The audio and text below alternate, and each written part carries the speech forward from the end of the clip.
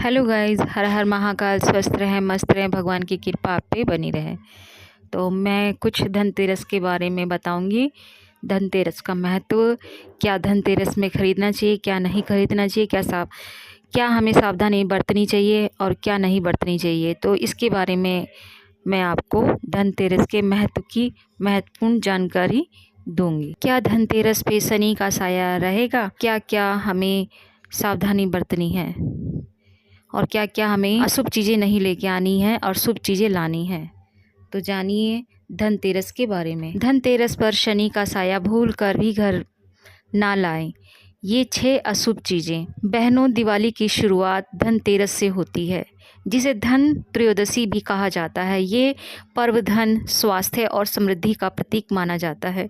इस वर्ष धनतेरस का शुभ पर्व 18 अक्टूबर 2025 शनिवार को मनाया जाएगा। परंपरा अनुसार इस दिन नई वस्तुएं खरीदना अत्यंत शुभ माना जाता है। कहा जाता है कि धनतेरस पर खरीदी गई चीज़ में 13 गुना वृद्धि होती है। दोस्तों, ध्यान देने वाली बात यह है कि इस बार धनतेरस शनिवार को पड़ रहा है, जो कि शनि देव का दिन माना जाता है।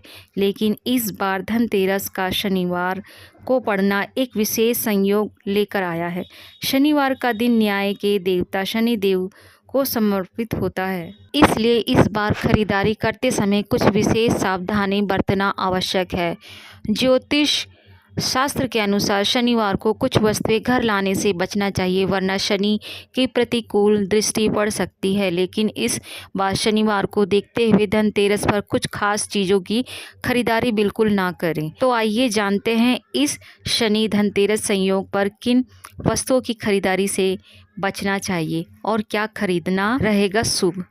लेकिन उससे पहले अगर आप भी चाहते हैं कि माता लक्ष्मी और धन के देवता कुबेर महाराज का आशीर्वाद आप पर और आपके परिवार पर सदैव बना रहे, तो इस वीडियो को लाइक करें और चैनल को सब्सक्राइब कर लें और कमेंट बॉक्स में सच्चे दिल से जय माँ लक्ष्मी, जय कुबेर महाराज लिखकर अपनी हाजिरी जरूर लगाइए। सरसों का तेल।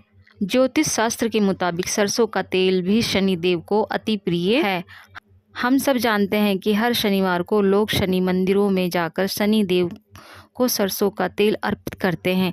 यह तेल शनि देव से जुड़ा हुआ है, इसलिए शनिवार के दिन सरसों के तेल की खरीदारी को शुभ नहीं माना जाता है।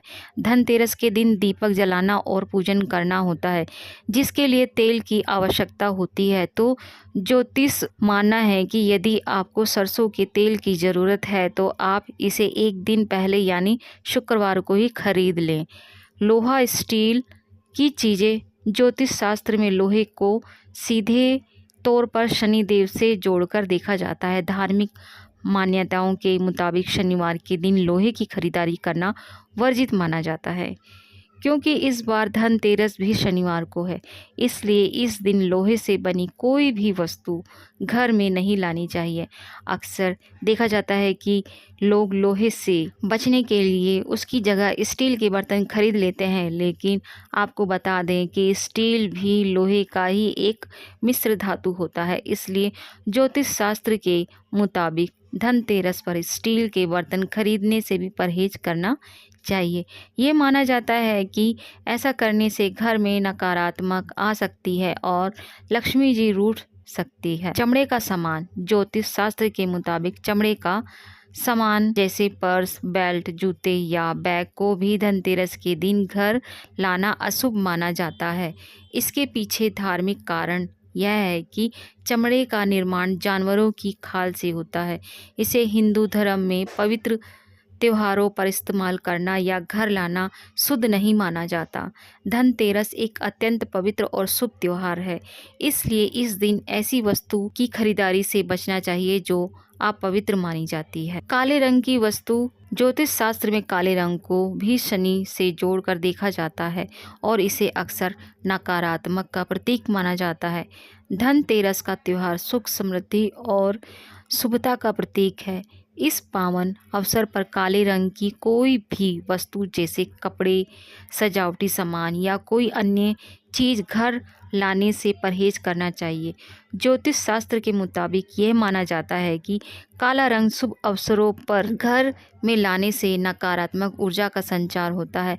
ये अपशगुन हो सकता है। इसके अलावा धनतेरस के दिन काली उड़द की दाल खरीदना अशुभ माना जाता है, क्योंकि ये दाल शनि देव को प्रिय है और इन्हें चढ़ाई जाती है। इसलिए ऐसा करने से आपके ऊपर कर्जा बढ़ सकता है। खाली बर्तन। ज्योतिष शास्त्र के मुताबिक धनतेरस पर नए बर्तन खरीदने की परंपरा, यदि आप कोई नया बर्तन जैसे कलश, सुराही या कोई अन्य पात्र खरीद रहे हैं तो एक बात का हमेशा ध्यान रखें कि उसे कभी भी खाली ना लाएं। इसे अशुभ माना जाता है। धार्मिक मान्यता यह है कि धनतेरस पर खरीदा गया बर्तन समृद्धि और अन्नपूर्णा का प्रतीक होता है और खाली बर्तन घर लाना खालीपन को दर्शाता है। इसलिए बर्तन को घर लाते समय इसमें कुछ सामग्री जैसे धनिया, चावल के दाने, जल या कोई मीठी वस्तु भरकर ही लाएं। ऐसा करना घर में बरकत लाता है और शुभ माना जाता है। नुकीली चीज़ें ना खरीदें।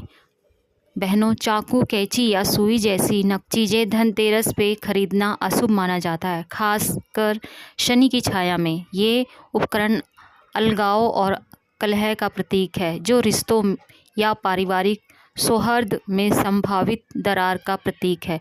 यदि आपको वैवाहिक कारणों से ये चीज़ें खरीदनी ही हैं तो इन्हें धनतेरस से एक दिन पहले ही खरीद लें और त्यौहार ख़त्म होने तक इनका इस्तेमाल ना करें। उधार ना लें या उधार ना दें।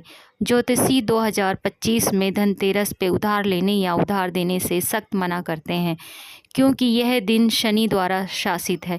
इसलिए वित्तीय लेन देन दीर्घकालिक गलतफहमी या कर्ज का कारण बन सकते हैं।